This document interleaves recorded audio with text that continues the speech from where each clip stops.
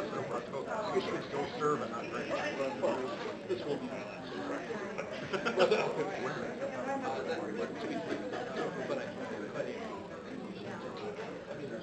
Ideal situation would be, but.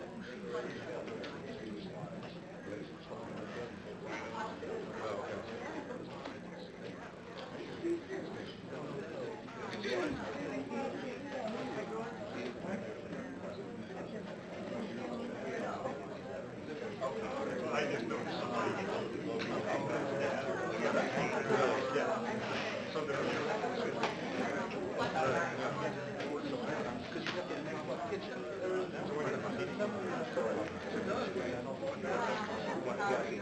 2 minutes late. I'll be on Diane Benjamin's website again. Well, of course, I probably am.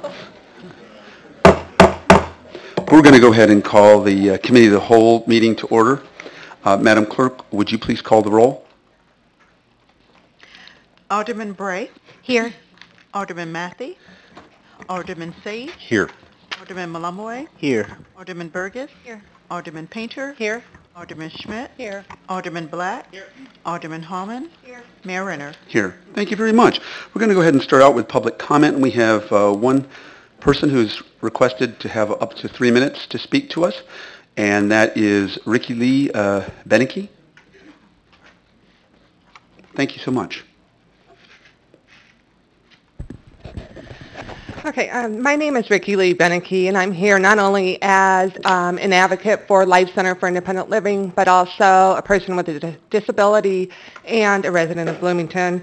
I'm here in strong favor of Alderman Schmidt's proposal to add a seat to the Transportation Commission to include representation from the city's disabled population. In the U.S., 1 in 4, about 25% of the people have a disability. That's a huge proportion of our population. The Americans with Disabilities Act was signed into law over 28 years ago to prohibit discrimination and access to all things that civil rights of everyone to access the community. Yet many barriers to independent living still exist. While we can get on the bus, sometimes we have a hard problem getting to the bus. And for that matter, or into stores, or even going across the street because of curb cuts. There's a saying called "nothing about us without us." It's used to communicate the idea that no policy should be decided by any representative without full and direct participation of members of the group or groups that are affected by that policy. The phrase continues to be a strong part of disability activism because for far too long decisions have been made for people with disabilities by others who had no idea about the real barriers that we face every day. So I urge you to include representation from persons with disabilities, not only on the Transportation Commission, but on all commissions in the city. Thank you. Thank you very much. Appreciate that. We'll move next to the approval of the Committee of the Whole minutes from the September 17th, 2018 meeting. Are there any corrections to those minutes or perhaps a motion to approve as presented? I'll make a motion that we approve them as presented. Moved by Alderwoman Schmidt. Is there a second to that motion? Second. Second by Alderwoman Howman. Any further discussion? Madam Clerk, would you call the roll? Alderman Bray. Yes. Alderman Sage. Yes. Alderman Malamoy. Yes. Alderman Burgess. Yes. Alderman Painter. Yes. Alderman Schmidt. Yes. Alderman Black. Yes. And Alderman Hallman. Yes. Thank you very much. We move next to a presentation and discussion by the Council regarding Bloomington Public Library's capital improvement infrastructure needs and revised conceptual site plans for expansion as requested by the Bloomington Public Library. And so I'm going to turn this over to our city manager, and then also we will hear from Ms. Hamilton. Thank you, Mayor. Jeannie, if you'd step up, please. Just a couple of quick comments. This is an opportunity to update council on the work that has been completed since the last time the library and library board chairman has presented to council. Farnsworth has updated renderings of a phased expansion in the current location. Executive Director Jeannie Hamilton and I, in 2.5 years for her and 3 months for me, we have worked, very closely together. And, instead of the library sort of being out there on their own, the city manager's office and her as the executive director, I think that we have an opportunity to work more closely together, and that is occurring. Some of those areas, that we believe have tremendous value in sharing tonight are discussing the timeline. This discussion in various, shapes and forms, it goes back to 2000. And currently, or most recently, the expansion in the lower portion, the northeast portion, that they used for space when they had space needs back in 2006. And then also, I've had the question and have had very good discussions with Jeannie on how did we get to 100,000 square foot on the space versus the 57,000 square foot that they currently have. And they have steps that they work through. They actually have software that they use to show the volume or the consumption rate and different items within the library. And then also, what are their current facility needs? I think you've heard, and they're going to share again, I'm sure, tonight, that they've got a roof that is in good shape now, but it has lived beyond the life expectancy of a roof, and they've got some decisions to make. And then also on the interior, for the staff and the customers, there is a lot of clutter, is how I'll describe it. In the form of wires and cables and cords that are in the working space of the employees. And then the other thing is the renderings do not necessarily solve the issues, the ripple effect or the impacts, if this expansion would occur. As they've discussed in the past, what are the impacts to public works? Has parking been adequately addressed?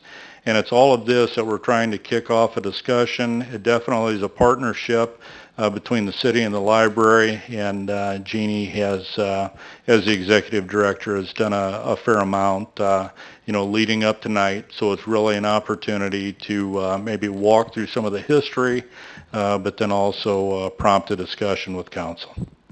Jeannie? Thank you. So I will start with you've seen this before. This is a timeline of since essentially 2000. We've really been talking about this discussion. In 1976, our building was built, and at that time the population was 41,000. Then in 2001, a study determined that there was a community need of 115,000 square feet. Then after conversation and different proposals, the library was renovated in 2006, and this included flipping the building to face the parking lot and enclosing a portion of the lower level open air covered parking, and that gained about 7,000 square feet of internal space. So it is on a 2.04 acre site, and it's about 57 square feet now, and there's about 70 parking spaces. And we have done additional studies since that 2000 study, and we keep landing on about that 100,000 square foot building. Also, since the 2006 renovation, we've seen a 61% increase in circulation, a 20% increase in program attendance, and a 35% increase in visitor count. And while we have seen some decrease since the 2006 for public computer use, we have seen an uptick again this year, and we see about 50,000 uses per year in those public computers. And we also, in addition to that, we see a lot of Wi-Fi use now. And if you compare to some similar communities, we are circulating more materials than Peoria is, and they have 5 branches. So what does our building mean for us right now? Right now we have inadequate parking. Frequently library visitors have to circle the parking lot to find a place to park and or leave without coming in due to lack of parking. We have a substandard collection. Our collection is actually 4,000 items less than standards recommend, and it's shelved tighter than recommended as well. And this leads to discarding materials sooner than we would like. And a collection this full can actually lead to decreased circulation because it's harder for people to browse. And as Tim mentioned, we do have a software. It's called Collection HQ, and it helps us run reports, and we can set thresholds on when to discard items. And we are we're not meeting what the standards and recommend, and they do compare to other libraries of our size. So we're seeing that as well with that software. We do have our demands exceed capacity for our programs. We have to turn people away or have waiting lines for more popular programs. For example, last year, our beginning of summer reading party drew in over 700 people, and this was a drop-in program that spanned a 2-hour window, and it required a bouncer to ensure that we didn't exceed the fire code, and we had a line from the room to the entrance the entire 2 hours. And most of our programs where we anticipate large attendance, we do have 2 sessions, which increases performer and staff time costs. Whereas if we had a larger room, maybe we wouldn't have to do that. Our teen zone, we have wait lists in place for our teen zone services during the popular hours. And the room is very packed in there. And we only have 2 group study rooms, and they're frequently full. And our large community room is booked every day of this month. And some days there's multiple bookings back to back. And then inefficient staff areas, which Tim also brought up. One office has an Ethernet cord that's taped around the entire room because the area was designed prior to the internet. One manager has an office wall that doesn't reach the ceiling, requiring sensitive conversations to take place elsewhere. So we've tried to do more with less, but we're still in inadequate spaces. So this is the revised plan.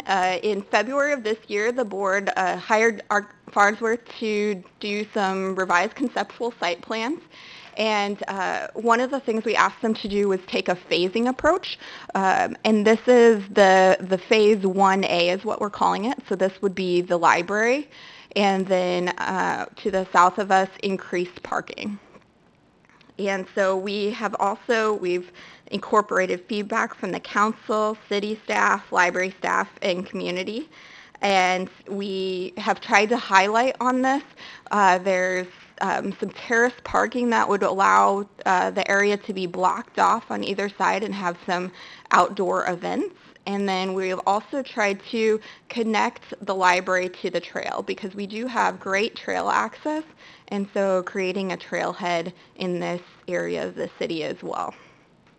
And really, anytime we talk with Farnsworth or about any plans, our highest priority in any type of building concept is flexibility, because we know that as libraries that is key to be flexible. We have really morphed, and we've seen the role of libraries changing over the years, and that is, we want a building that can meet those needs, and as they change, we want to change with the community as well.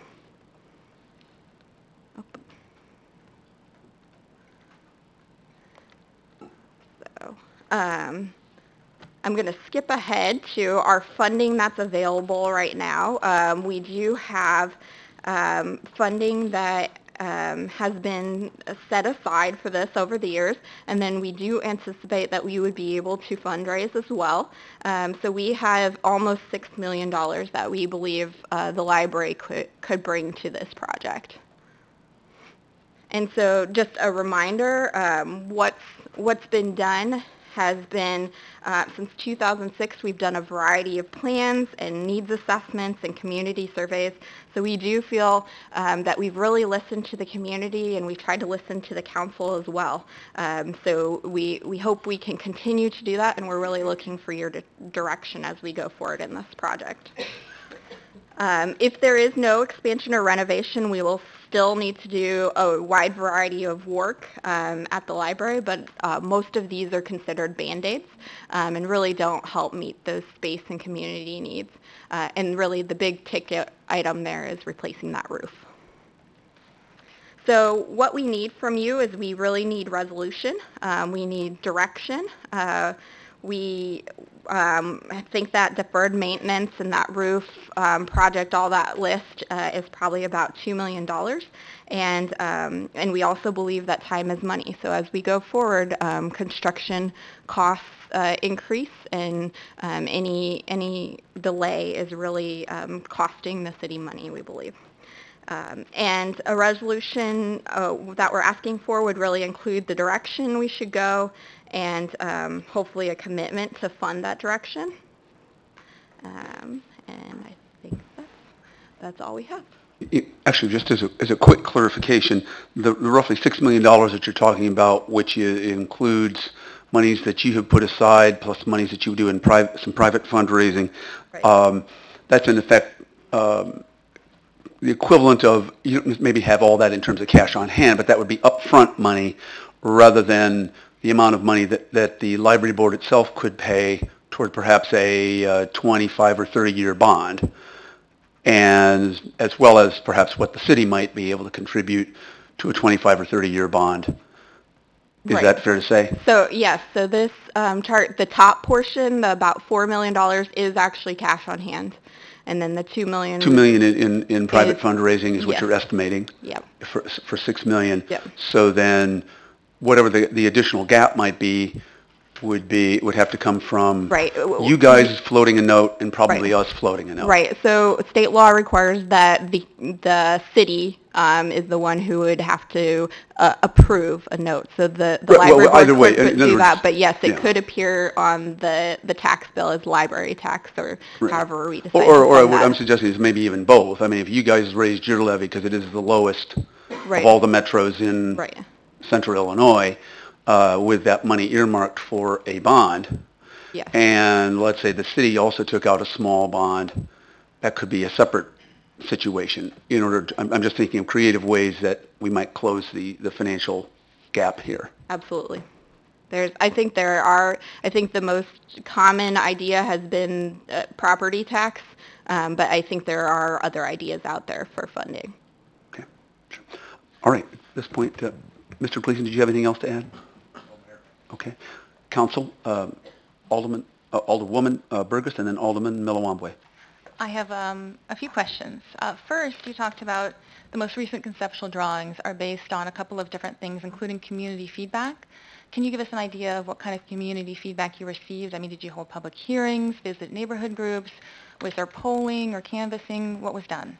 So in 2015, the board hired Farnsworth, and there were community input sessions open to the public at that point. And then this most recent iteration was talking to city staff, the feedback that we've heard at the various presentations that we've given on those previous conceptual site plans. And then I've gotten feedback from community members that have reached out to me after they've seen those as well. Okay. So when you're talking about the 2015 work, that's encompassed in the vision study? Correct. Okay. Yeah, I mean, the latest Farnsworth study is really about envisioning what that space could look like. You know, this is something that most of that has nothing to do with the library, the beyond points. But we had heard both from council and from others that there needed to be some sort of a vision as to what this space could look like. And so that was one of our goals, is to say, okay, how could this potentially be understood as the library now, and if and when the city decides to go further in that space, how could we incorporate other structures? I see. That would really have nothing to do with the library, but it was an effort to give some sort of vision for that space. Okay, thank you. I appreciate that clarification.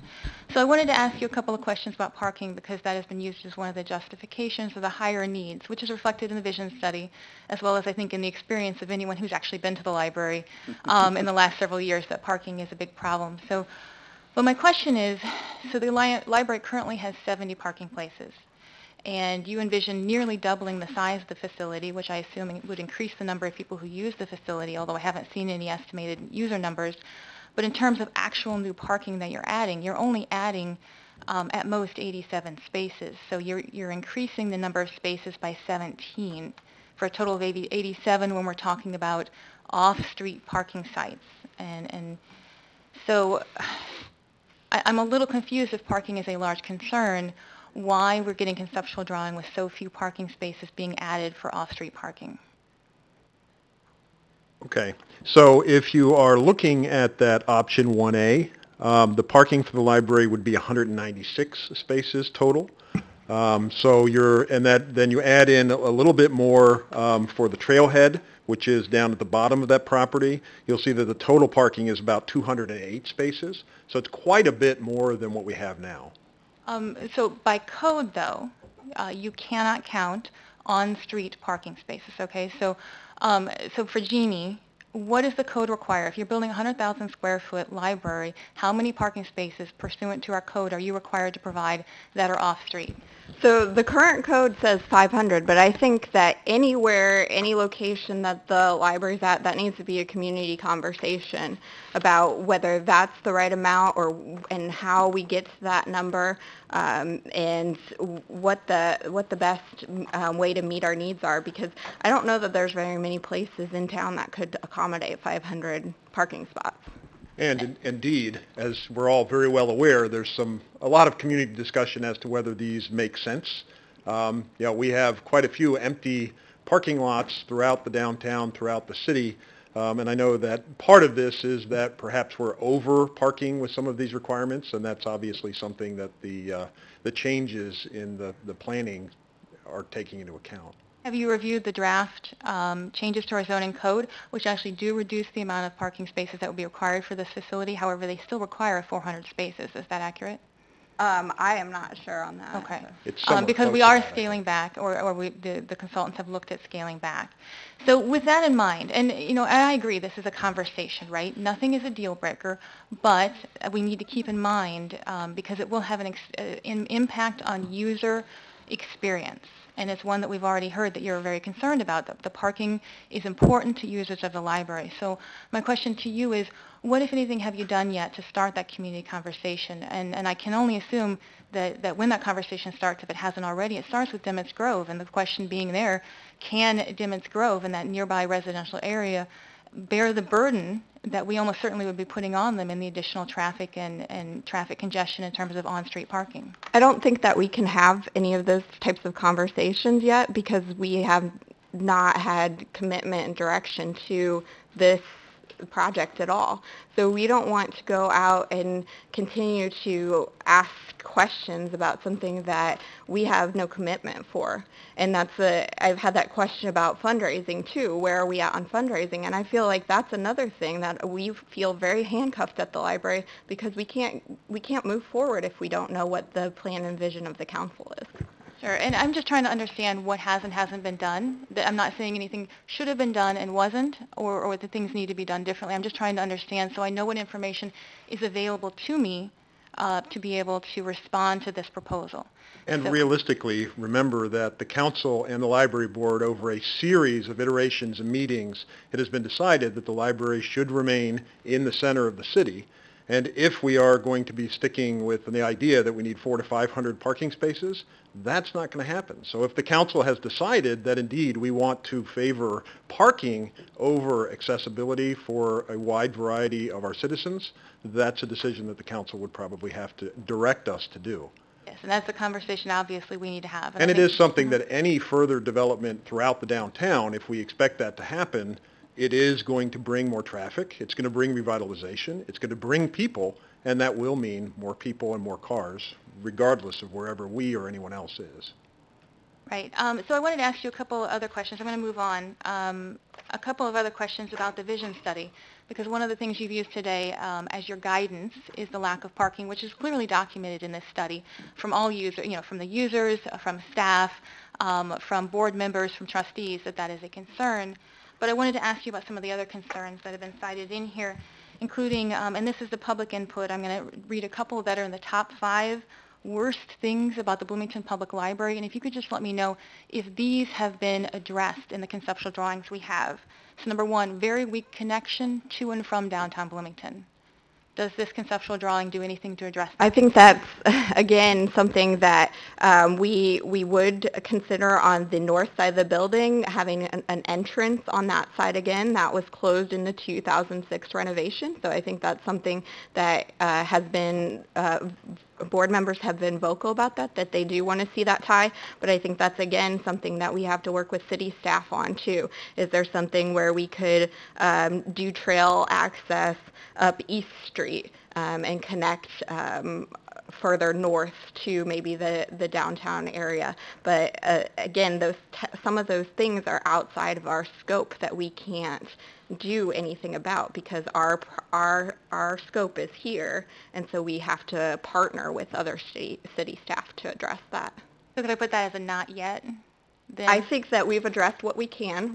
We have addressed that we would like to reopen something on the north side of the building, but we can't go beyond. And we'd be delighted if the city and the council wish to cede the planning commission and the council's responsibility for that guidance, and we'll be delighted to take over all of that visioning, should that be the council's choice. Okay. It also talks about difficult and unpleasant access for pedestrians. I think not at the parking, which we already I think covered. that we have addressed in this. I think that trailhead access is something that we've tried to really highlight, that there's actually a paved sidewalk down the center of the plan. Which also makes it easier for people to access from the parking lot. One of the other sort of major issues with the current alignment of the building is the fact that the book drop is aligned in such a way that it creates a bit of a hazard for people coming in and out of the main entrance. You'll notice that that's repositioned, and the access from the parking to the building should be much easier to get to. Yeah, here we go. Do you think changing the entrance to the north side of the building will make a measurable impact on people who feel that they're disconnected from the downtown area at the current location? It's not changing, it's adding an entrance. So opening up an entrance again. The main entrance still will be on the south side of the building. Okay, but do you think it will address the concerns of the people, though, who place this in the top 5 concerns, that it's not in a central location now? Because it's not changing the location, is it? Yes, I think that it would address that because as long as we have partnership with the city to develop some sort of trail extension to the north of our building, and so or a signage. I mean, at the moment we've got a variety of infrastructure that's about a block away, and there's no real connection. And so that would be something that would be relatively straightforward and easy, both paint on the street and some of the continuation of the wayfinding that has started and I think is pretty good. You know, we're very, very close to that, but that is, again, something that we can't, again, assuming the city doesn't want us going around ninja style putting up signs, we can't do on our own. You could paint them at night, I don't know. Okay, I'm going to move on. There's a couple of things there, but I'll move on to cost because I want to be considerate of everyone else. So cost. What I've seen is conceptual drawing A is $28 million, so that's the best estimate at this point in time, correct? Yes. Okay, and that does not include the estimated 5 to 15 that it will cost to move Public Works, correct? Correct. All right, so we're looking at then probably a project in the neighborhood of $38 million in order to move forward on conceptual drawing A. Is that correct? Yes. Okay. Have you looked at how much the true cost of that will be? Because as you've talked about, you don't have $38 million laying around, neither does the city, and we're going to have to borrow that money and pay it out over probably 30 years. So what will the true cost of the library expansion be? So as far as bond interest and, let me pull. And some of that, again, Public Works, as you know, the long-term plan is to move that. This would accelerate that a bit. I mean, it is, at one point, you can lump that in with the library, but that's not really something that the library is responsible for. So what I've costed out is a $30 million bond, and so if that were a 30-year debt service, that would be $53 million, and if that were a 20-year, that'd be 42 with the interest.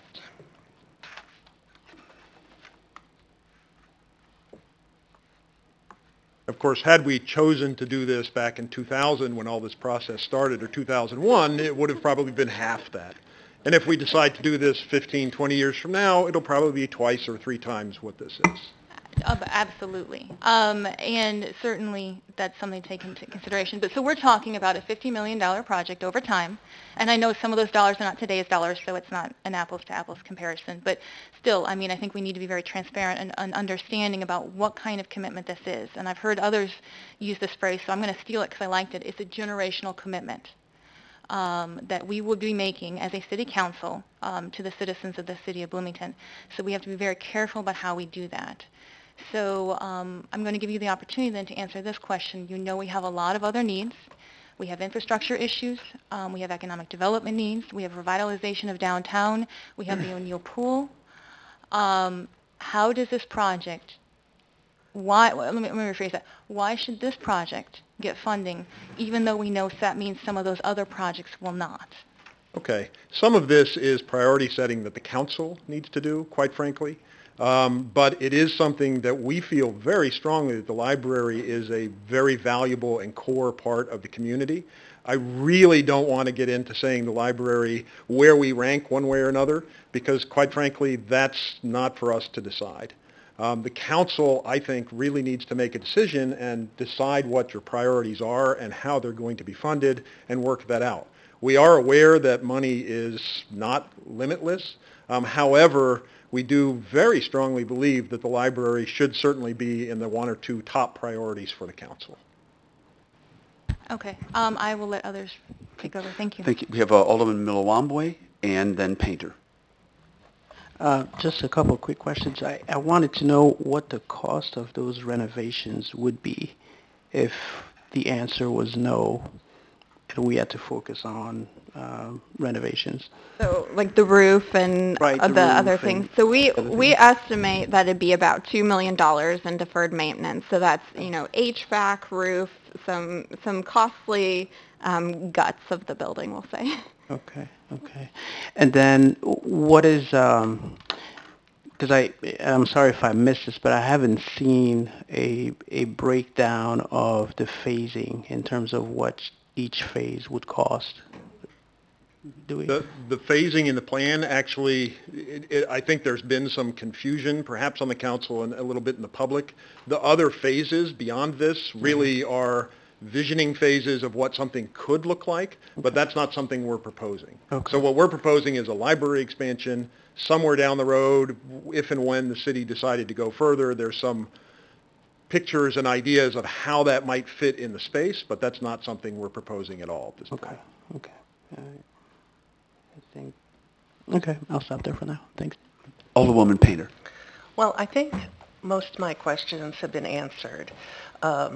This will cost $38 million for conceptual site A. You have $4 million to spend on it. We just don't have that kind of money. And I don't think anybody has the stomach for raising property taxes to pay for this, quite honestly. And I love the library. I was on the library board. I would love to see it expand. But we have too many other unmet needs that are very important too. It would cost $2 million for you to take care of the HVAC and everything. Does that include the roof? Okay. And I think it could use a refreshment of the interior.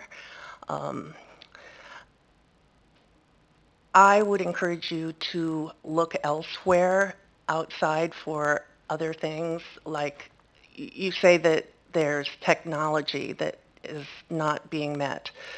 We have the Jefferson Street house, and I don't see why you couldn't put some computers in there and have somebody there occasionally to help kids with their homework and people to need that.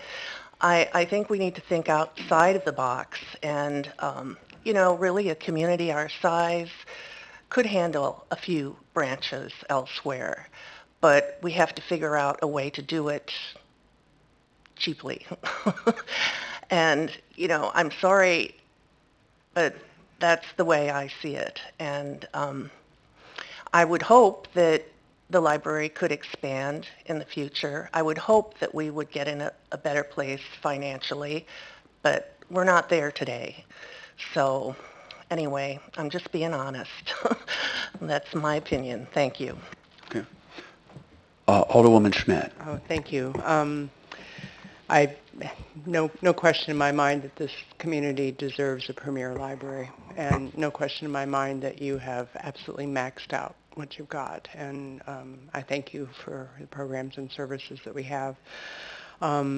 I personally, I know you're not going to want to keep getting put off, but I'm at the point still where I don't understand our future budget needs and what pressures we have, what our challenges are.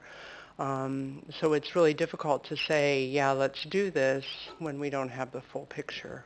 And so I need more information. I just thinking about this pragmatically, if we ended up at a spot where we could begin to stage out this expansion, you would still have to do all of the renovation. Is that right? I mean, is that a step away from what you're doing, or is that still kind of moving us forward a little bit?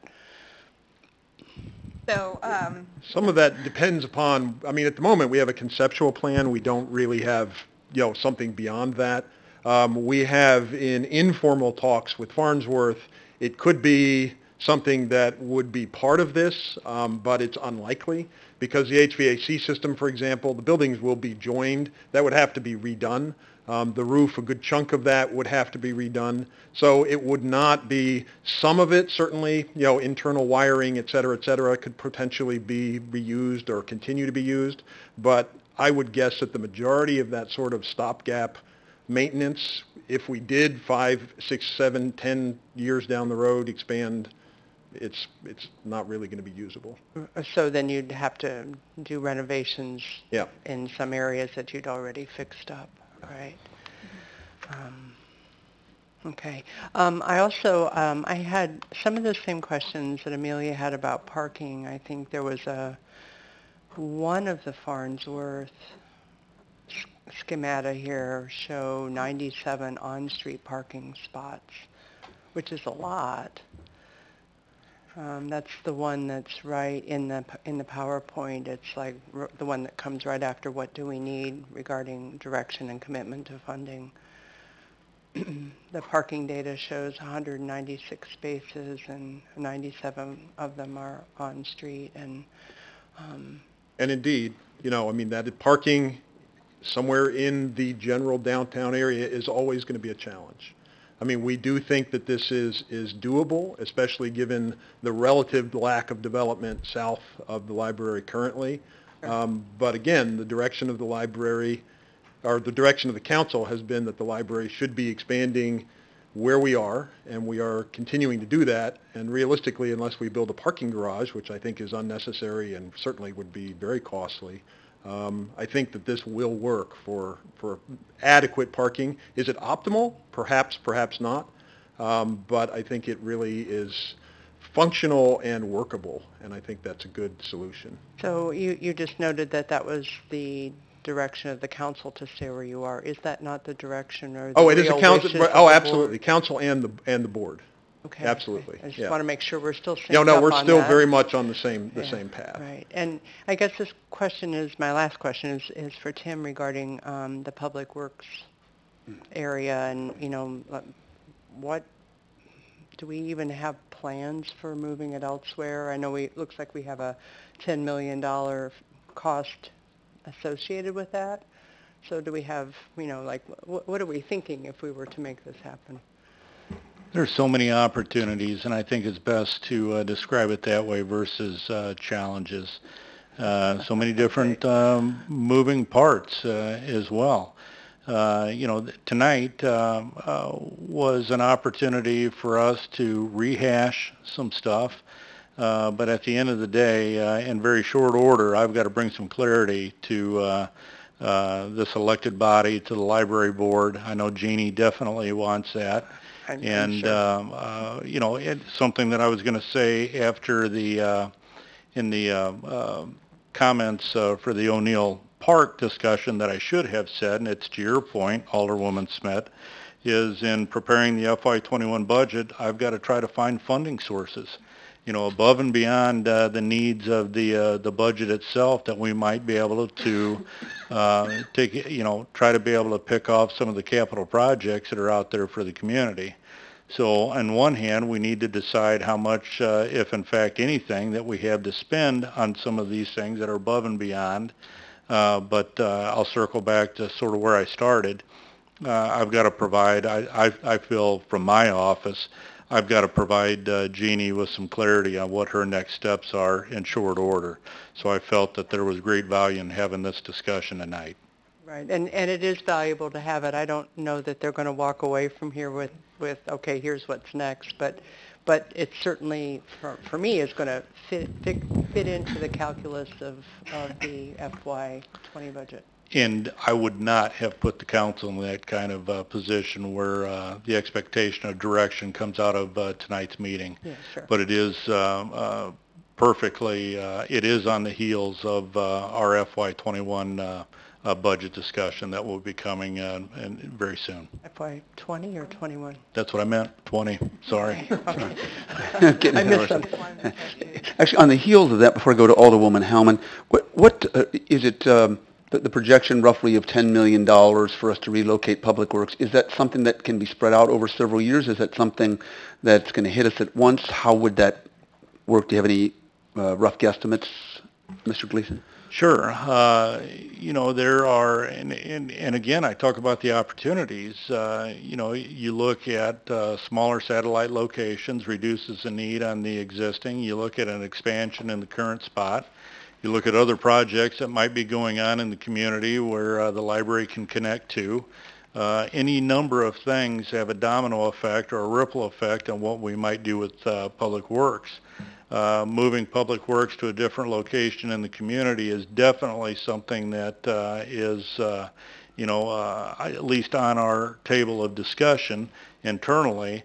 But there's other components that play into that decision as well. Either way, it's going to be costly. But know that they need space. They're working on equipment that's oversized, and the mechanics are out in the elements because we don't have the garage space to pull in and work somewhere. And know that in very short order, I've got to not just bring you guys problems, but solutions. So we're working on it. Yeah. I guess part of what I was wondering is if we look at this, really, but the only thing that absolutely cannot be there is a convenience center, right? Going straight. So in other words, is it possible that we could, in terms of phases, let's say locate part of Public Works, convenience center, and something else that might be of lower cost to us, at least in the short run, and especially if it's not too far, or maybe if it's on just the other side of Main Street or something. Something like that is kind of what I was wondering, because just if you stare at this, really the only thing in the way is a convenience center. Understood.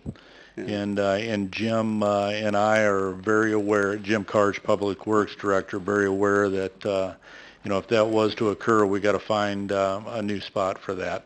So, right. But still, that does not take away some of the Public Works needs that they have for other things besides the convenience center that are pressing, but not necessarily connected to the library expansion. Right. And it would be fair to say that those are things we're going to have to spend money on regardless of what we do with the library. Yes, sir. Yeah.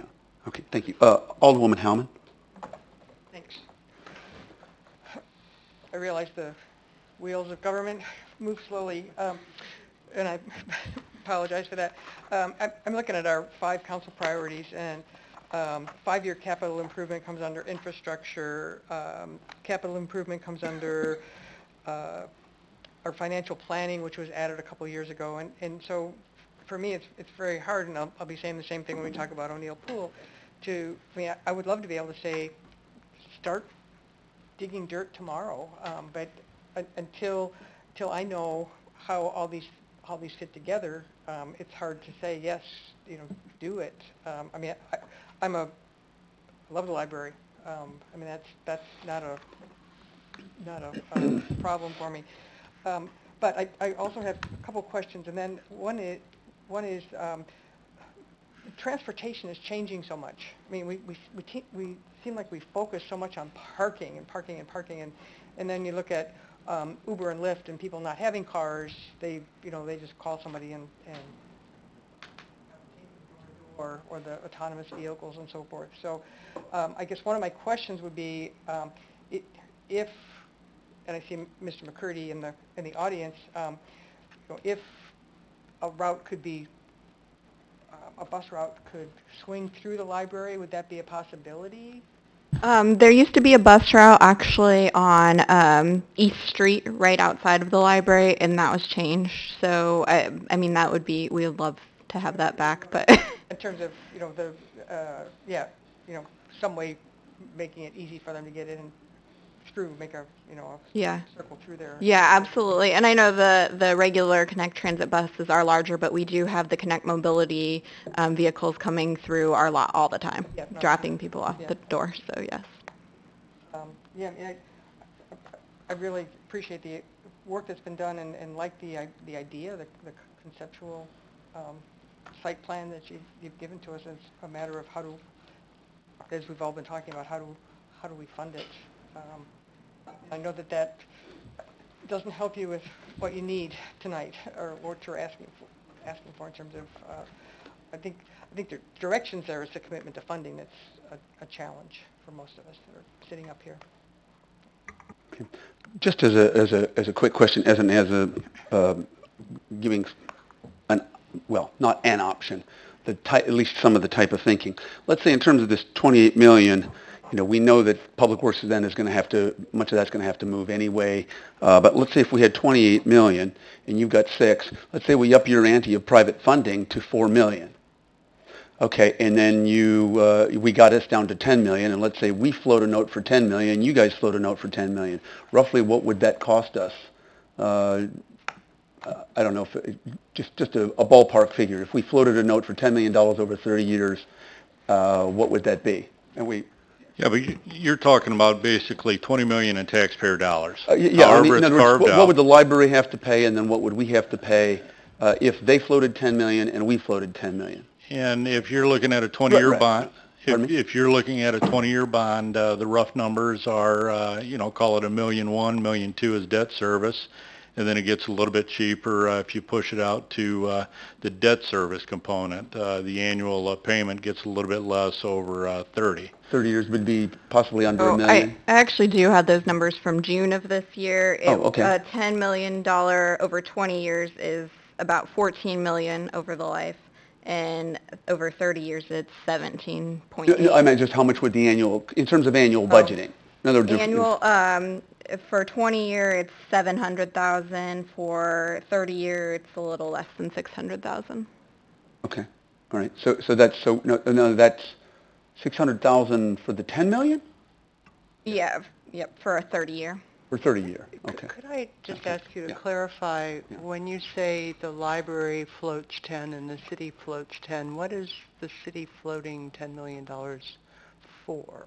If that was the city's contribution as opposed to the library, in other words, I was just suggesting hypothetically, if we were to make an agreement to split the cost with the library board, and the library board was responsible for 10 million and a payment over 30 years, and we were responsible for 10 million with the payment over 30 years, what might that look like?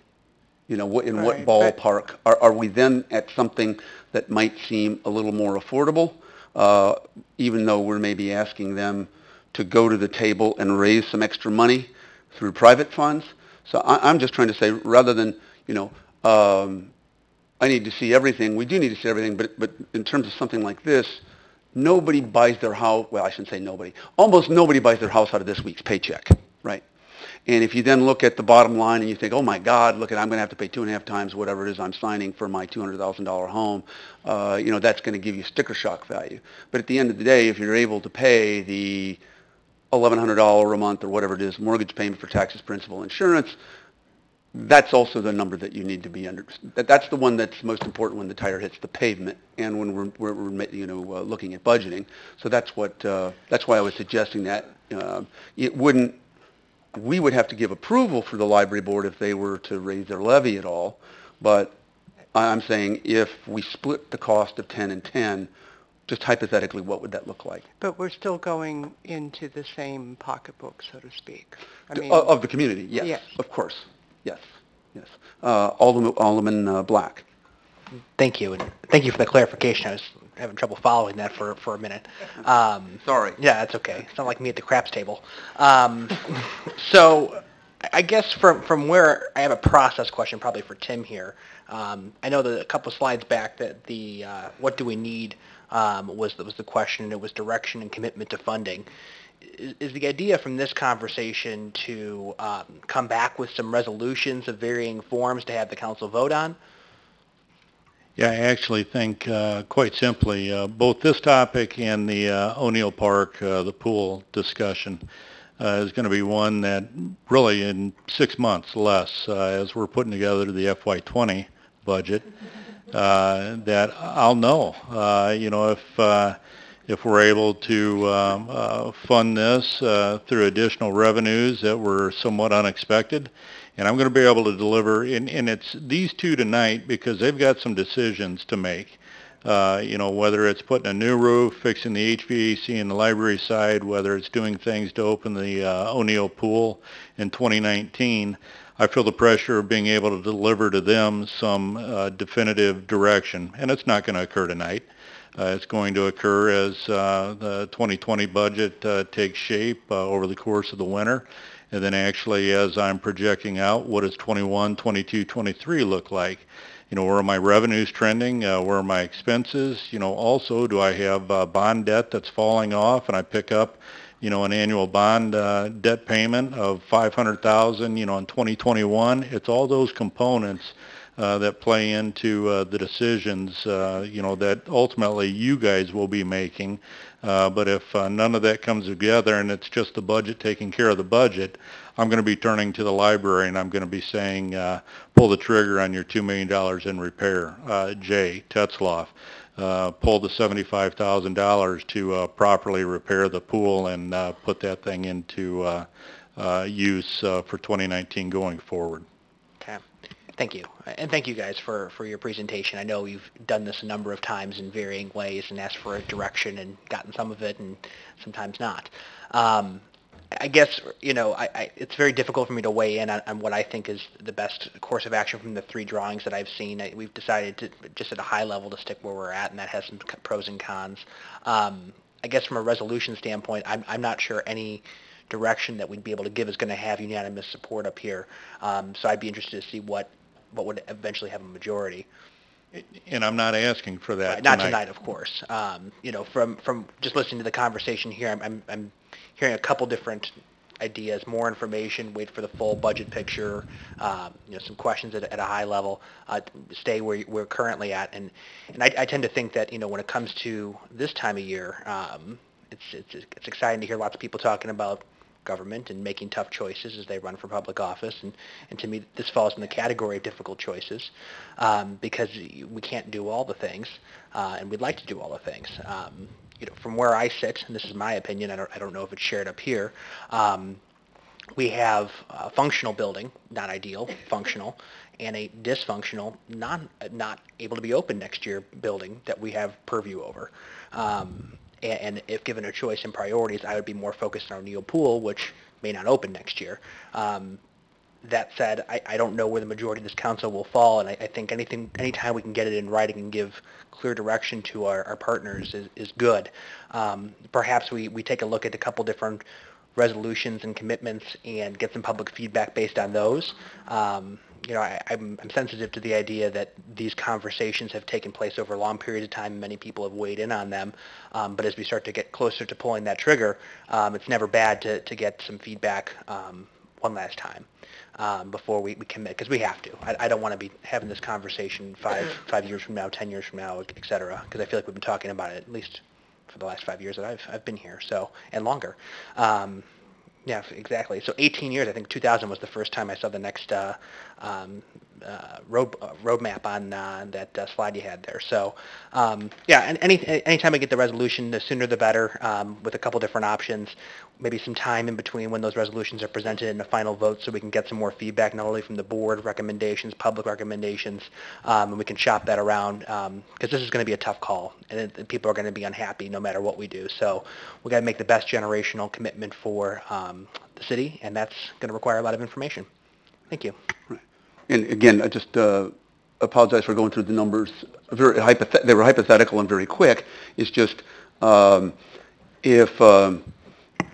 if we were to go into, when houses are for sale, if a realtor says, hey, you're going to have to pay $300,000 plus $125,000 in interest, this is a $425,000 home. That's not how they advertise it. I'm not quite as fast as Rob Bazzini. One of the things that, not that you don't know that you're signing that when you're doing it, but I think that's part of I don't want us to not get to a point on something where we might actually be able to afford it if we moved a bunch of things around, or if we scaled some things back, or if we said, hey, no, you need to raise $4 million. And if we've got a project, maybe we can figure out a way to raise $4 million on something tangible rather than $2 million on something at this point that seems much less tangible.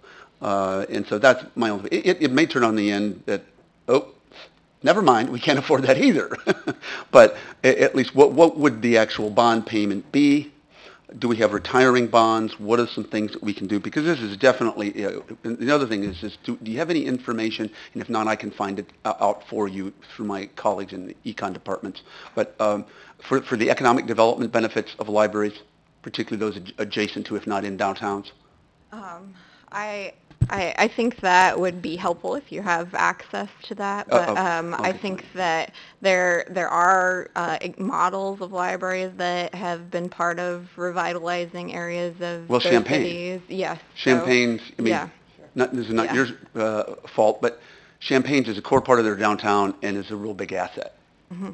And Champaign's very similar to us and is, it has a library that we could aspire to. Right. Alderwoman Burgess. Thank you. I wanted to follow up on one of the comments that was made about parking and the difficulty of providing the amount of parking required under code.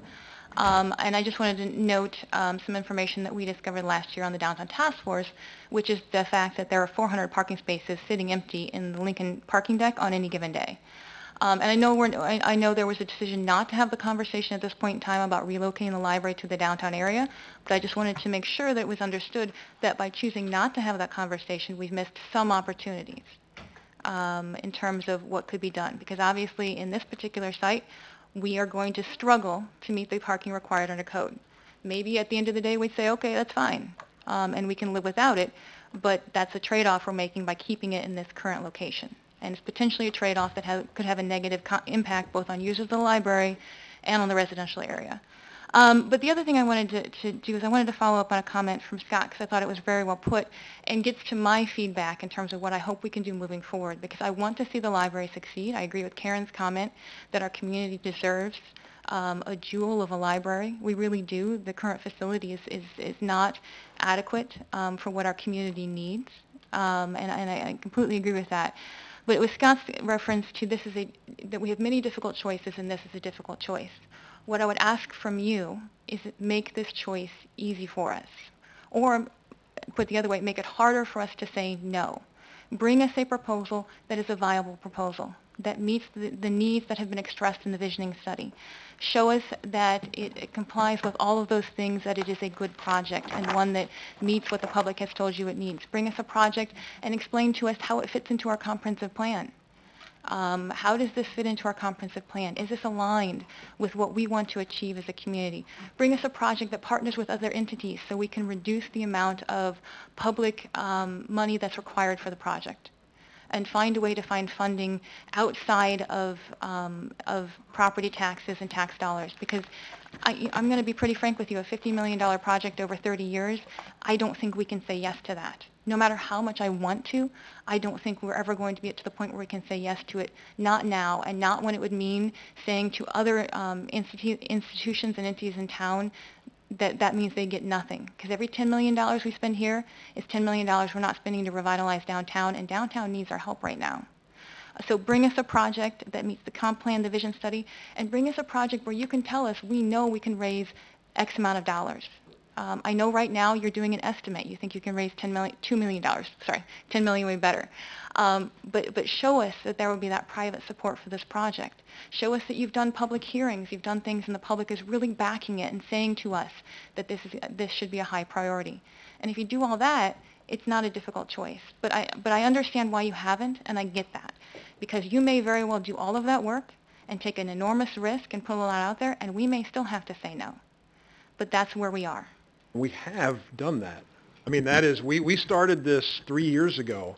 We did a series of things. We came up, we've done several studies, we've responded to council input, we've gone back, we've elaborated. We have done a lot of that.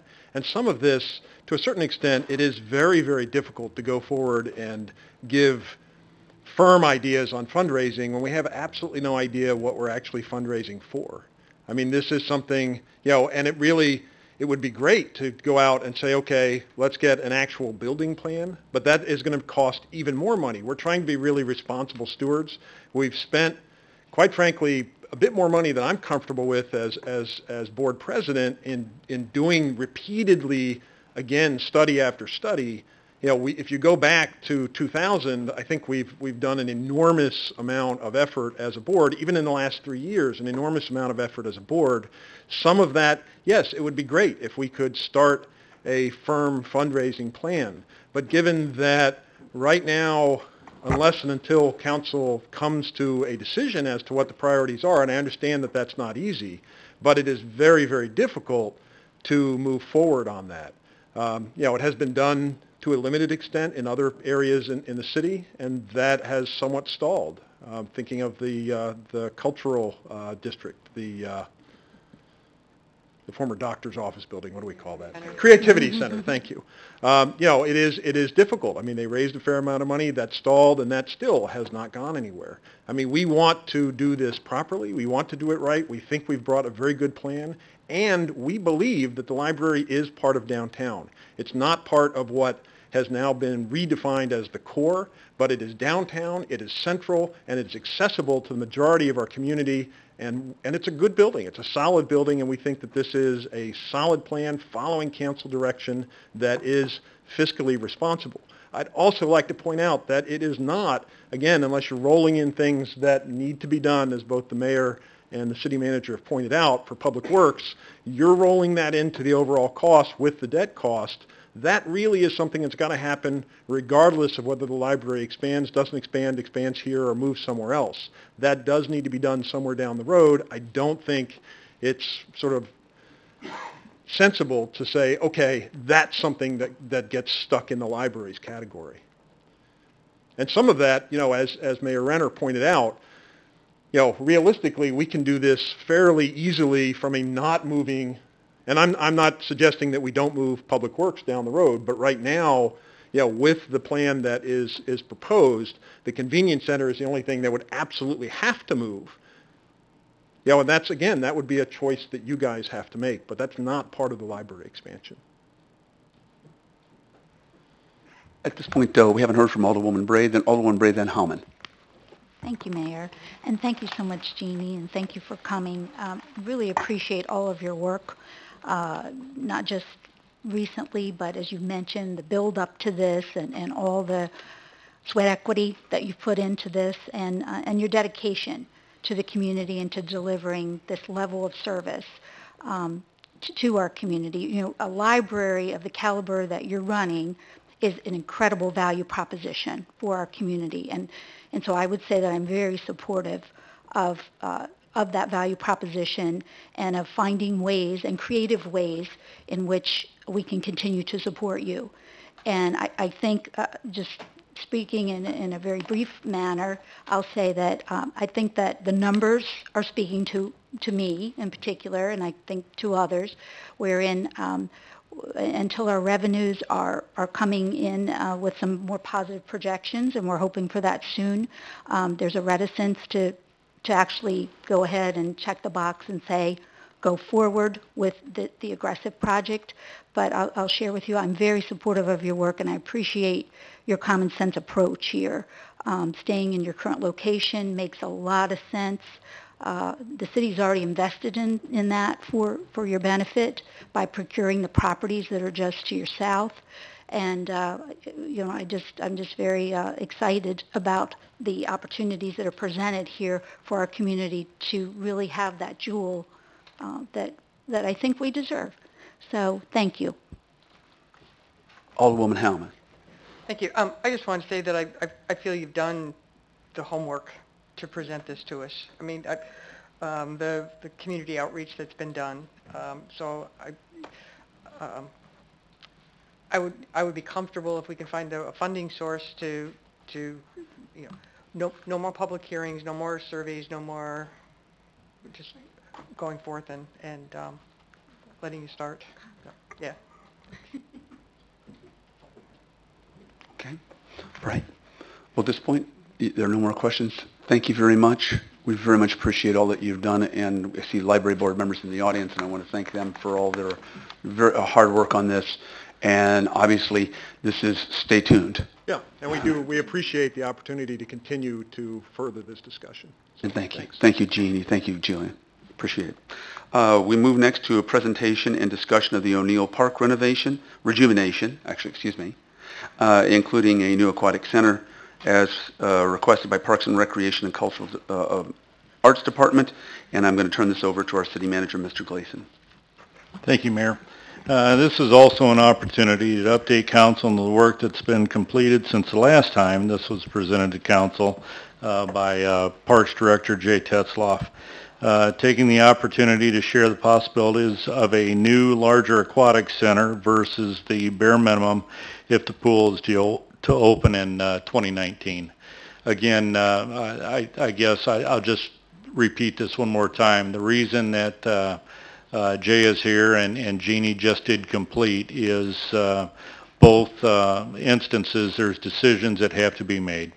And again, not asking for direction from council tonight, but because it'd be unfair. You don't know what the finances look like. So over the course of preparing the 2020 budget, I'm going to have an idea of what that looks like. Again, project out a year or two beyond that. But that's a window for both of these entities that they've got to make some decisions. And we'll be able to provide that direction given our financial outlook. Jay? Good evening. I'm going to go through much of the presentation I gave last time. I'm going to cut to the chase on a lot more.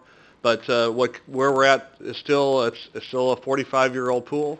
That's made of aluminum. Aluminum pools last usually around 25, so we're running out of gum and duct tape to keep that pool running. We already have closed the kiddie pool. That's been closed for 2 years now. So it's the larger pool that we're talking about. We're not even trying to bring back the kiddie pool. So it truly is a fixer-upper. So these are some things that we had our inspection. Thank you. This is going to be a rough night if I can't remember inspection. So we had our state inspection that came through and listed all these, but the last two, and said you cannot open without these fixes. So we estimate these are between $75,000 and $100,000 worth of repairs, of which pretty much none of them we can recoup or last. The diving board, maybe you might be able to use in a new pool. The drain mandate, that's a state mandate where we have to hire a certain list of engineers who can design it, and then we have to fix it. That's the biggest cost up there. But one of the things we found out late on Friday is the ability that if this is the last year, so if 2019 is the only year we're open with the current pool, we're bringing our costs down to between $8,000 and $9,000. Because then all we need to do is write a letter saying this is the last year for O'Neill Pool as is. The state will allow us to, we have to, the diving boards are two that we have to replace. We won't replace both diving boards, we'll just replace one. So we'll only have one for the current year. But we'll still replace the main pipe to the pool. We probably will not do the leaks behind the showers. And we do not need the decking or the flow meter. So Knowing that this could be the last year obviously brings the costs way down, and we're very thankful for the state working with us. But that would require a letter from myself, and I would ask Tim to be part of that. A letter writing to the state saying this is what we're going to do moving forward for the 2019. But that's only if we hear that this is the last year for O'Neill. So big concept for the park. What is, you guys have seen this before, but this is the generality of where we want to go with this park. So it truly is a total park rejuvenation. It is not just the aquatic center. So I'll get into a little bit more. I tried to break it down a little bit more because it's actually south of the baseball field is what we're really talking about in terms of rejuvenating O'Neill Park. To the bottom left is the future side of the pool, the aquatic center, and I'll show another picture of that. Also, removing the 3 tennis courts, putting back 1 tennis court and 4 pickleball. Pickleball's the big sport right now, but that's in a second phase. So that's not in the first piece of the project. Has playground, skate park as part of it as well.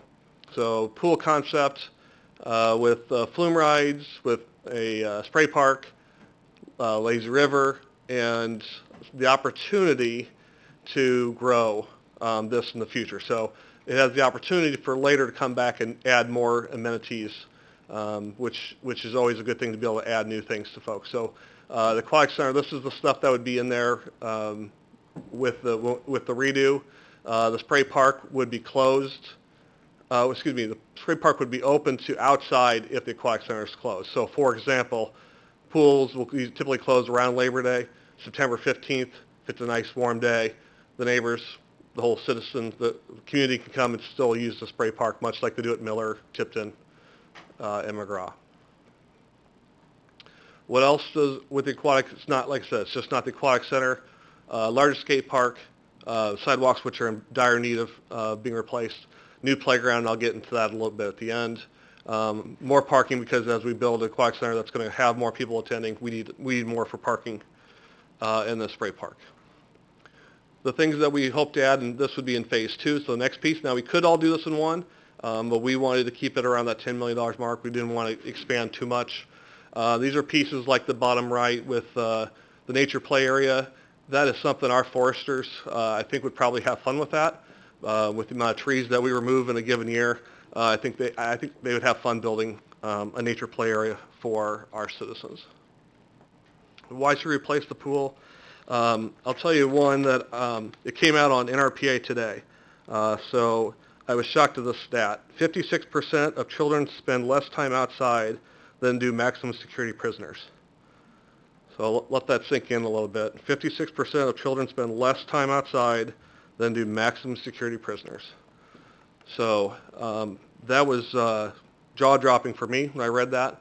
So here's all the other reasons why I think we should not let the pool go and replace it with a new aquatic center. Mentioned the playground. Here's where I feel we've already partnered with District 87. So in this concept, we moved the new playground over closer to Sheridan Elementary. So this playground will go in. It's about 100 feet from the school. Pretty much just need to cross the street, and it's pretty much right there. And we've already received the check from District 87. I signed the contract. They will purchase this playground. Parks and Rec will install it probably late summer next year. We have a blue theme for it being an aquatic theme with the aquatic center, and I can't write this. It's the Sheridan Sharks, and their colors are blue and white. So perfect story to that.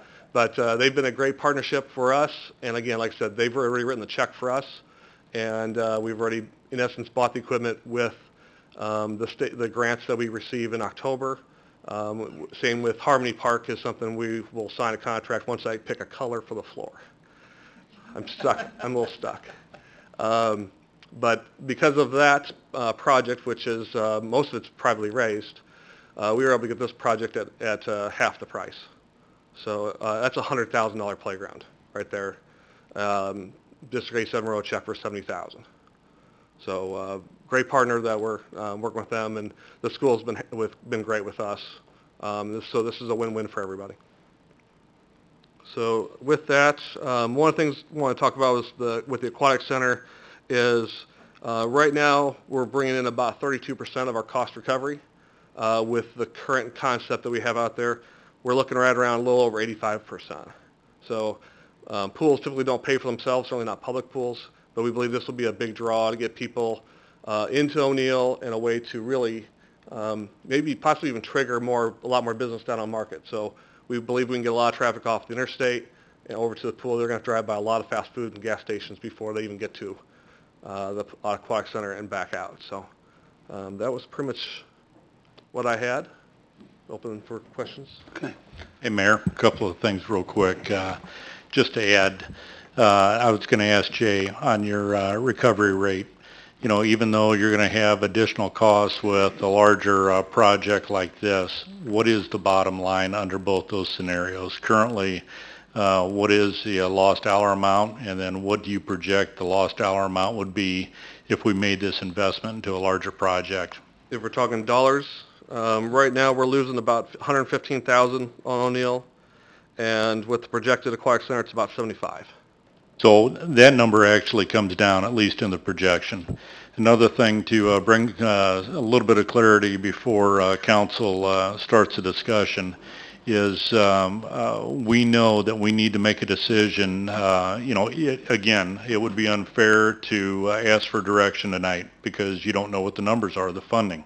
But one thing that Jay's staff has worked out with the state is if somehow this was to rise on the level of priorities for the city, they would allow the Band-Aid of all Band-Aids repair for the pool to open in 2019. That's that under $10,000 number that Jay was mentioning, because they know that in order to open, even if we were not to start this in calendar year, let's say 2020 or 2021, that investment to open the pool in 2019, that $75,000 repair, would be something that would be wasted money.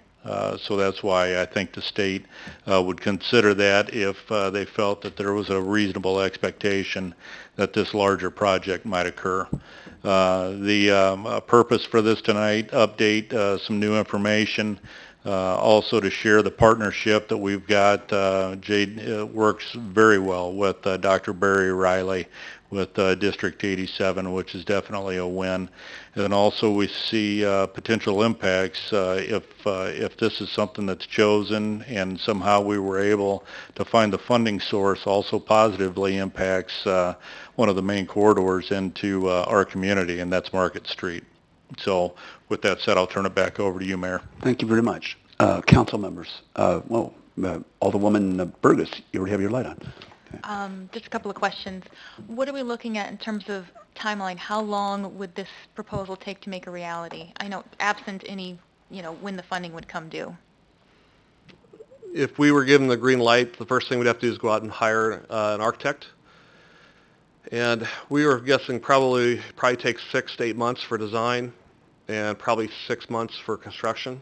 So I would probably say we would lose, if 2019 we were open for next year, I would say we'd probably be closed for year 20, more than likely. If we can design and break ground the second we get to, say, maybe even August 1st, there's a chance. That was part of the conversation we've had with our architect at one point was, could we close October or August 1st and open in the spring? The question is yes, but everything has to go perfectly, and I've yet to see a construction project that goes perfectly. So I'm kind of saying we're going to be out 2020. Okay, and I wanted to make sure I understood one of your comments about cost. So right now, in terms of profit and loss on the operating side, we lose about $110,000 on O'Neill Pool. Is that correct? Right now, we're losing about $115,000. Yes. Oh, $115,000. I can't read my own handwriting. $115,000. But your projections are, if we move forward with this proposal, we would have a better cost recovery, and we'd be losing $75,000 on an annual basis. Correct. Or yeah. putting it different We're way, losing spending less. $75,000. Yeah. Maybe that's a little more palatable. Yeah. But okay, thank you. Alderman Sage. Thank you. Jay, I know previously when we talked about this, one of the real eye-opening figures for me was the current cost for a family membership and what I think the projected cost would be for a new aquatic center, and can you refresh my memory as to what those are, because it was substantially higher for your average family of four or whatever to It access. is. Right now, access. it's about 30, and what we used for projections was 50, and but we would also have the lower tiered membership or passes, is how I should probably say it, that for holiday. So if you wanted only holiday pool, you could go to that pool with probably around that $30 mark still. Yeah. But for O'Neill, we felt with what we're having here, that $50 was a fair amount. If you don't mind, could you just review that again and maybe email that to us? Just verify those numbers, because I remember it being more than $50. Sure. So. And that's $50 for the whole season? Correct. Or a family pass? That's per person. Per person. Okay, I'm sorry. Okay. Thank you. Because I was going to say, even when my kids were younger, which is long ago, when we would do a Fairview pass, which is what they liked, it was well over $100 just for the three of us. So anyway, Alderman Milliwamp. One question I have, I know you talked about being able to attract people from the interstate, coming into the community. Mm-hmm. So it's not that I'm being skeptical, but myself personally, I'd like to understand, what exactly is going to attract, let's say, somebody who doesn't live into the community to go to the aquatic center, because that's not something that I would stop for myself personally. I think you would be surprised the amount of people who bypass our pools and go to Fairview in Normal. And in my opinion, this will surpass them. So those people who drive into town will come to O'Neill versus going to Fairview. I will say that that's true for my family.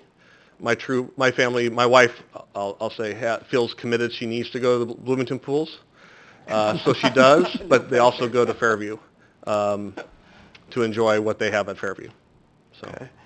And then another question that I was thinking about is, have we thought about maybe indoor options?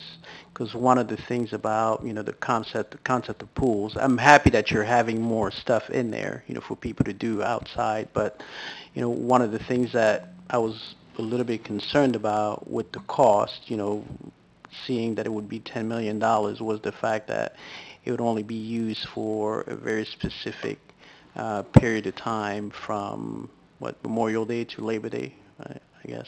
So have you thought about indoor? I know there are other indoor uses. So there are other individuals, for example, who go to Grand Bear Lodge, or Wisconsin Dells is another one. So to me, I see that as a loss for the community, for people to go and recreate in those areas, because because it's not available here. So it's just kind of thinking about those things. So the comparison, we did ask our consultants when we were putting this together, if to just try and keep it apples to apples. So the aquatic center that we have here that we've proposed is $6.1 million. Uh-huh. That's just the aquatic center. If we were to do that same pool indoors, it's almost 13.8. Okay.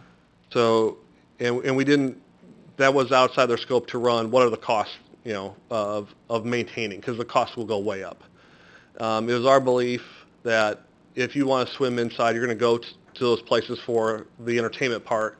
If it's for the exercise part, you're probably a member of Four Seasons or something like that. So we wanted to stick with an outdoor pool that would be utilized for the summer. Okay, thank you. And I would say, just like has been said before, in regards to the previous item, the library, the finances are something that I would take a look at very closely, because knowing that I looked at our annual obligations, it looks like we're going to see some decreases down the line. I think it dropped significantly around, FY 2026, I believe.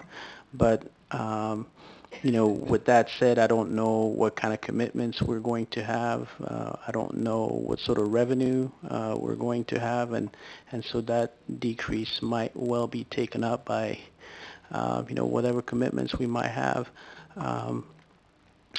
So I'd be curious to see, what you can come up with, and that I think will help me make a better decision. Alderwoman Schmidt. Really appreciate the vision that we've got here. I'm wondering about the spending the $75,000 to $100,000 to do most of those things on the list, but you were saying that really is money lost. Are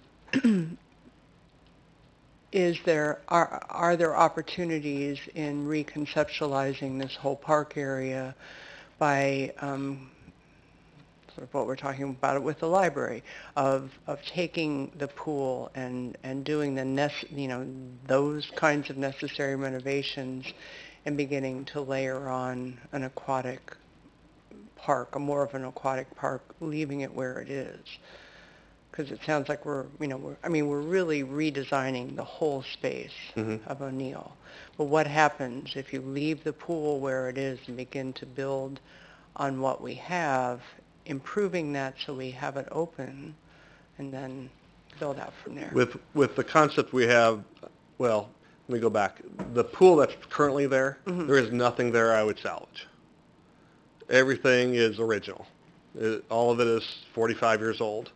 There's nothing we can save from it.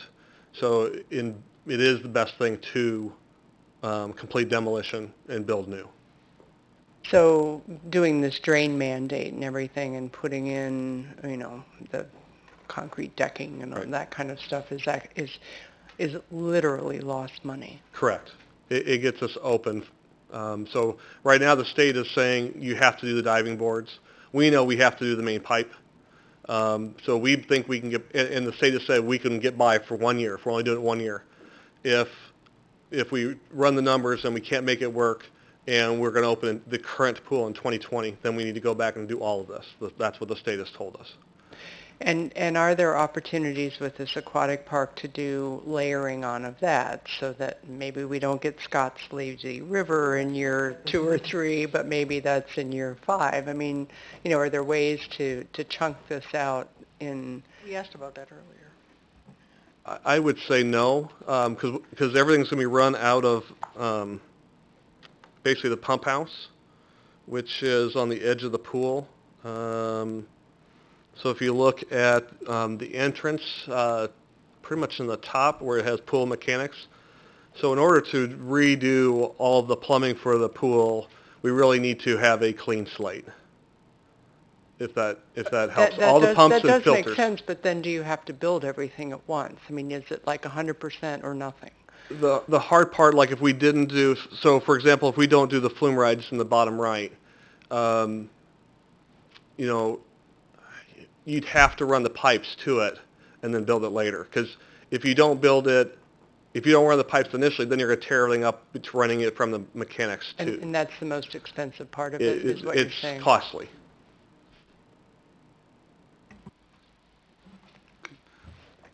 Alderwoman Hellman.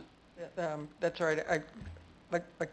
My question was similar to, because when we talked about this earlier, we had asked to, I thought, had been asked to be given a planned approach where we could start with one and work as we got further, but I don't see why.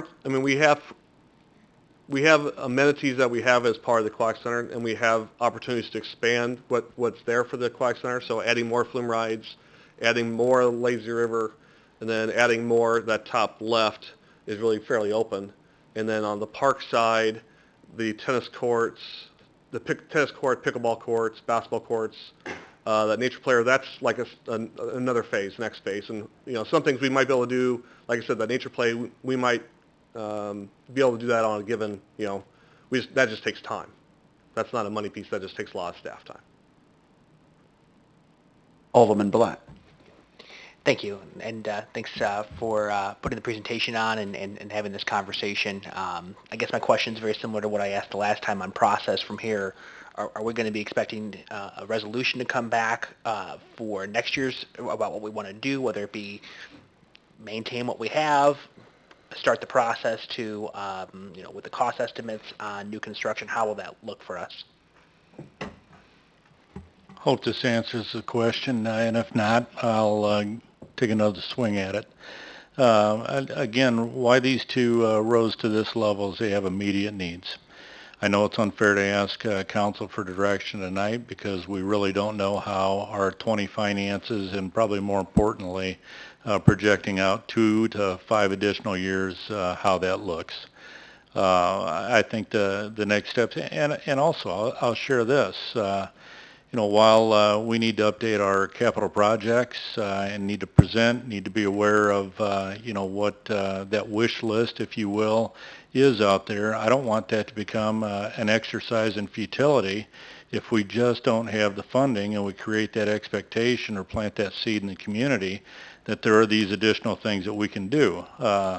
So the next steps on this one are, again, sort of a wait and see how we're shaping up, and we're getting, every month that goes by, we're getting a clearer picture of how we are looking currently and projecting going forward. Thank you. So when we have these sorts of conversations, I kind of want to share my thought to give staff the direction. If given a priority choice, O'Neill Pool would be higher to me than the library at this point in time. I may be a little bit biased, but in spending the summer in O'Neill Pool, a lot of residents hang out there and are there frequently. And this isn't just kids with families, these are just neighbors who live nearby. And the pool needs to be replaced. I mean, there's no secret. If you go in there, it's not a premier facility. When we did our neighborhood meeting last summer, we had a number of residents come out, full-throated support, love to have, the kids playing over there, the benefits, you had them listed there earlier, take your pick on why it's worthy of investment. It's going to be very difficult for us to go back to the people who use the pool very frequently and just say we're not doing something or there's no plan in place. I think it would be like lighting a stack of money on fire if we were to invest the big dollars now to extend the life for some unknown period of time. What I would consider to be, no offense to Jay, just a pool that doesn't provide the best experience for our residents. And this is an opportunity. It may not have the wave pool that I was hoping for. I grew up swimming in a wave pool, so I'm biased in that regard too. But this could be and should be a premier facility in an area that needs the investment, that has a lot of different impacts, both economic development-wise for the restaurants that are on Market Street. I'm envisioning, kind of one of those like road signs, maybe some billboards, stop by O'Neill Pool, attractions in the community on the interstate that people can pull off for. Maybe we partner with the CVB to see how we can market this in a more aggressive way. Because anytime we can get people to come to West Bloomington, it dispels a lot of myths that I think are out there that are totally unfair, totally unjustified, and it's good for our community. And if we can find a way to fund this, which I think that we can, this project to me rises to the top and is worthy of our time, investment, and energy. And the sooner we can get ground broken, I think the better for the whole community. Thank you. Alderwoman Painter. Thank you. I just need clarification on a couple of things. Is it correct that if we just replace the pool as it is, that would cost $6 million? If we were to place what is currently there, it's 5.1. Okay. And if we were to build out this, that would cost $10 million? If we were to build what's proposed there, it's 6.1. If you're comparing pools to pools, if that's all you're doing. Is the aquatic center here. It also is the skate park, expanded parking, the playground. I know I'm missing something. Tennis courts and spray park, and sidewalks. But that includes the pool too? Correct. Okay, so it's $6 million for the pool and $10 million for the whole thing? Correct. Okay, thank you. Okay.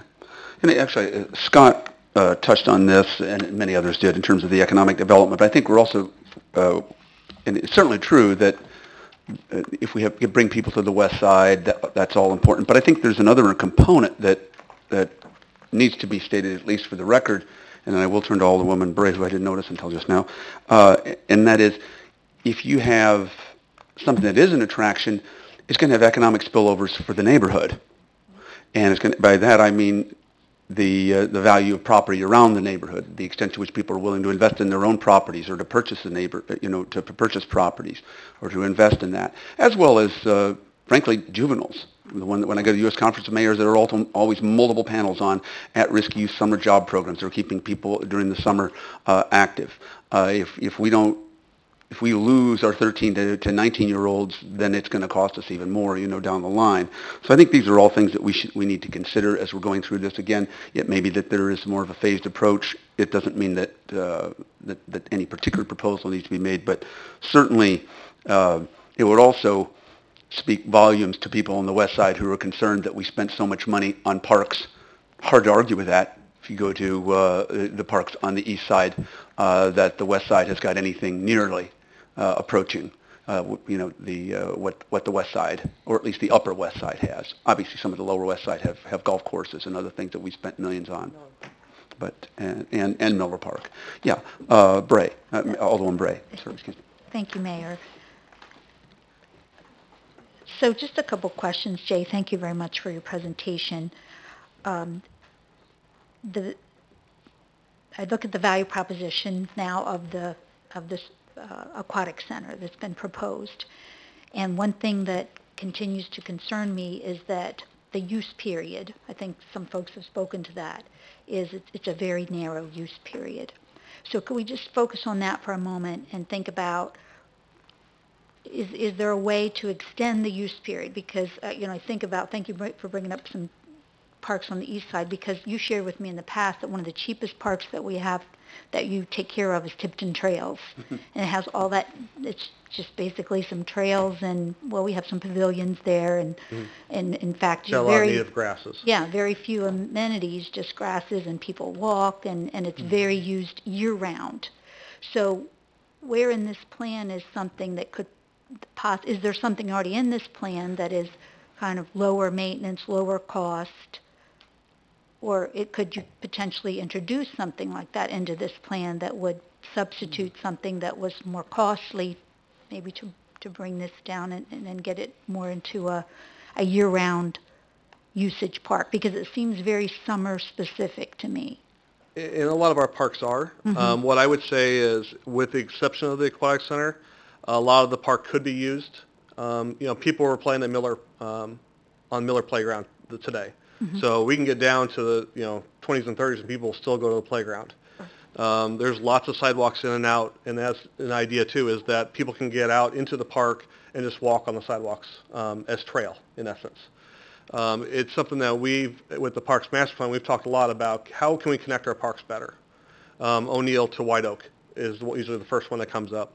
The basketball courts, the skate park is used a lot. If there's not snow on the ground, it's pretty uncommon not to have somebody at the skate park mid-afternoon. So I think with the exception of the aquatic center, baseball and softball goes more than just the summer. So I believe that with the exception of the aquatic center, I think a lot of that park would be utilized, barring below freezing. Okay, thank you for that. Now, you talked a little bit about a $75,000 shortfall, if you will, that you believe that this project would be a revenue raiser and pay for itself in some part. Is there a way to look at this, and if we just explore that further in a time when we're trying to cover costs as much as possible, what, if anything, in this project could represent that $75,000 so that this would be, in lack of a better term, a wash? Haha, aquatics.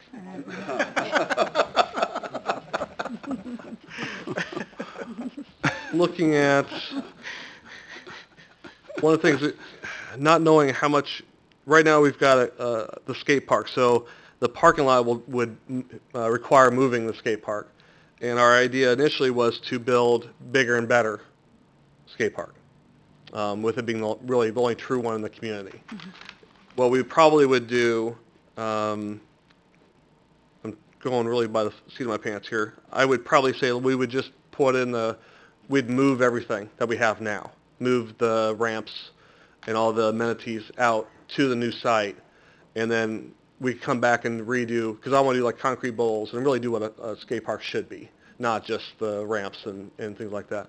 So one of the things we could do is just move the current stuff out there to the new site and not do the concrete bowls and come back and do that later. Another time, phase that in. That's one option. Yeah, I That's see. one option. Okay.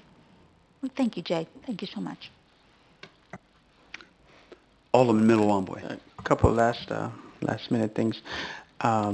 I know, thank you for bringing up the extending of the use. One of the things I've never really understood is why do pools have to close on Labor Day? And is it because of the labor that we use, students? Or When school starts, because almost all of our lifeguards are in school, whether it's high school or college, the visitation drops. So when school starts, we go to late afternoon or weekends. And because of staffing, there's fewer and fewer people who want to be lifeguards. So, that'll be a message to that particular neighborhood when we get going with this is really, if you want a job, we'll train you how to be a lifeguard. Because there is a huge demand for that. Normal had that issue 2 years ago where they were closing their pools often because they didn't have enough staff to run it. So we want to make sure that we have to have enough staff to open. And if we're open during the midday during school, we probably wouldn't be able to staff it, and the amount of people who would come wouldn't pay for it itself. Okay, sounds good. And then one other thing I wanted to bring up too is, and I think Alderman Sage alluded to it earlier, is the notion of access. With this being on the west side, and I haven't made up my mind yet, but I think I want to make sure that this remains in the conversation. As you're considering what options or how to work on this, because I certainly would not want people to be priced out. Right. If you're talking about juveniles and but also people from lower socioeconomic backgrounds. I really want to make sure that everybody in the community has access to it, that it doesn't become so pricey that they couldn't. Yeah, we have discussions about that stuff at least weekly, if not daily, about all of our programs, all of the stuff that we do. We're looking at cost recovery, but we want to make sure we're not outpricing the folks who use it. And there's times where we've added the price of a program, and we see a big drop, and we drop the price back down. So we understand, we hear what you're saying, and it's something we've talked about already, and it will continue as we move forward. Thank you. Is a way, and this might be a dumb idea, is a way to, let's say if it's $50 a person, someone signs a contract that they're going to do it, and then they could pay $25 one time and then $25 2 weeks later or something like that? With our current system, we can do that now, right? You can do that now. We have accounts we can do that with. You have accounts. I see. So it could be something that people could pay in installments. Okay, thank you. Good. I didn't realize that. Thanks. Other questions, comments? Thank you very much for your work, Jay. Yep. Really appreciate it. And thank you, help taking the lead on this, Mr. Gleason. Appreciate that.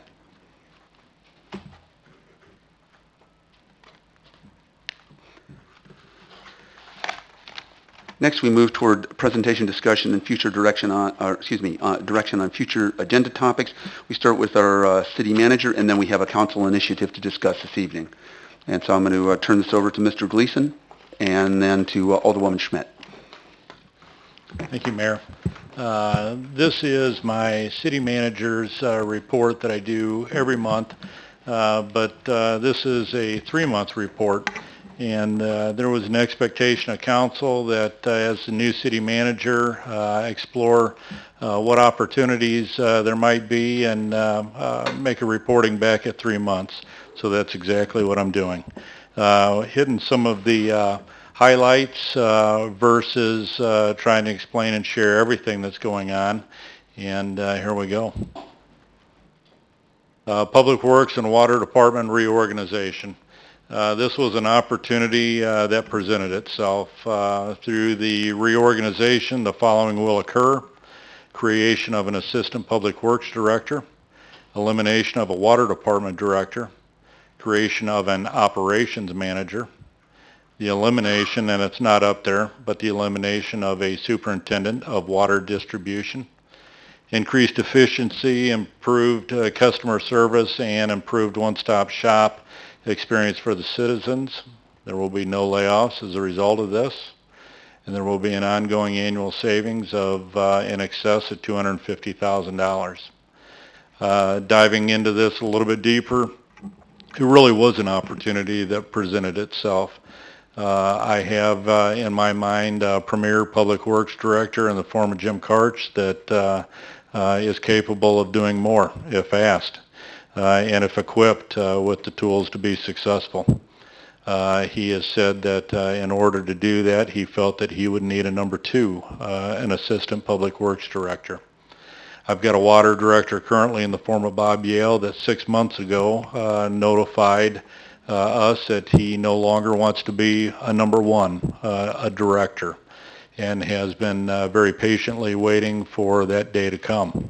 But in the reorganization, Bob Yale will become the assistant public works director, and about a third or a fourth of his responsibility will still be the oversight of the water department, but he'll have an expanded role obviously in the public works department. 2/3 to 3/4 of his time will be spent in other areas with the public works department. We had an application pool for the water director replacement, and while there's not been a formal offer that is coming to a current employee, Brett Lucian.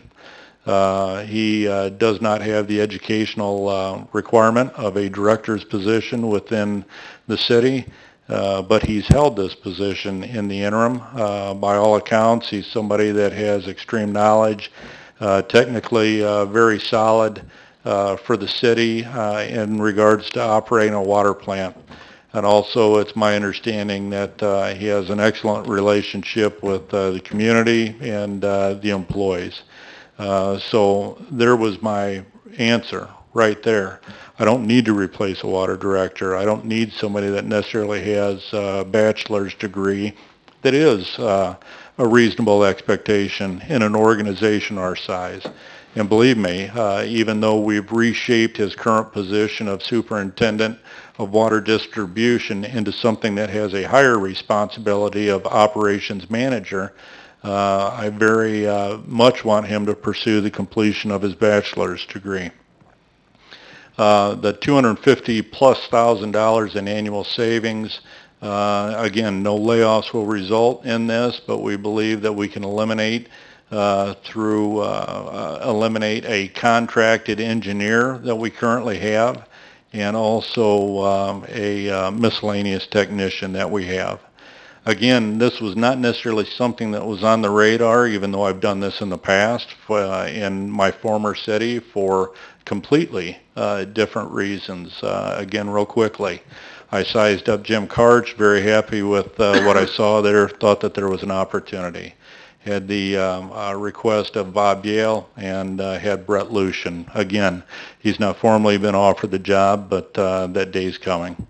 We have talked to the unions, the employees, as any change, there's concerns, and we're trying to keep them informed, not trying, we are keeping them informed along the way and requesting input to make this consolidation to be as seamless as it possibly can be. There will be minor code revisions that are required of council, and I expect to bring those before you next week on October 22nd. So I'm very excited about this, and we could go deeper into this. And real quick, I guess I will add a couple of comments. Saw this, and it sort of played out in my head, and what was expected next was to turn to Jim Karch and say, what do you think of this? And do you think that this is possible? And Jim really is the one that, at the end of the day, with the assistance of others, that has delivered what I thought might be a possibility. So credit to him. And we'll get this done. and hope to make this, again, as seamless of a transition as it possibly can be. But I think it's a huge win for the city, and we're trying to peel back those opportunities where we're trying to save some money so that we can do some of those capital projects and other things down the road. So, next item. Information services. This is one where Scott Sproul's is the director, and I have pledged to him in an attempt to bring the city, if you will, into the 21st century on some of the stuff that we've talked about. We commented, we talked about business registration last week. We talked about some of the fee structures and the opportunities that were coming. This is going to be done with Scott running the lead. And it becomes my responsibility to, again, equip him with the tools to be successful. He's got limited staff and he's pulled in a million different directions, and I understand and respect that. And if need be, we can outsource some components, but at the end of the day, want to be successful in some of the technology improvements that I think we should be here today. We definitely will be in very short order.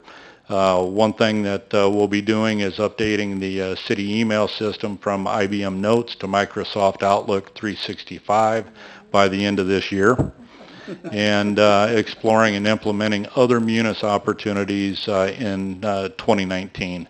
And that's not exclusive to the business registration discussion that we had last week. There's more coming. Grossinger Motors Arena, our arena. Recently implemented the following. Facility staff are more involved in matters involving the arena. City is actively leading procurement versus the vendor led or leading the procurement process. And to date, we've had a savings of over $650,000 with some of the efforts of staff. So it's another huge win for us.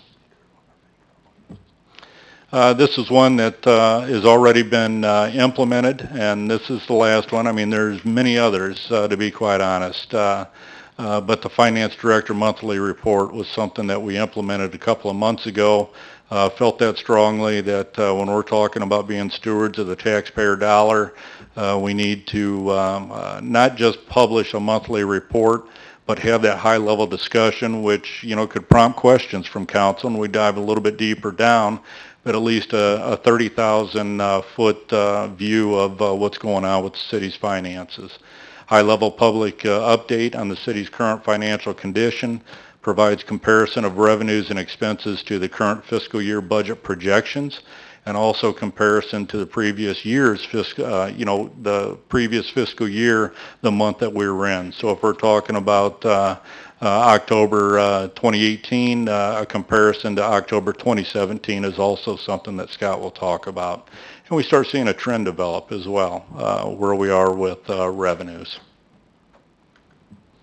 And this is not the end. We're just getting started. So if there's any additional questions or comments on this portion, I'll move to the upcoming agendas and give a quick overview of that before I turn this over to Alderwoman Smith.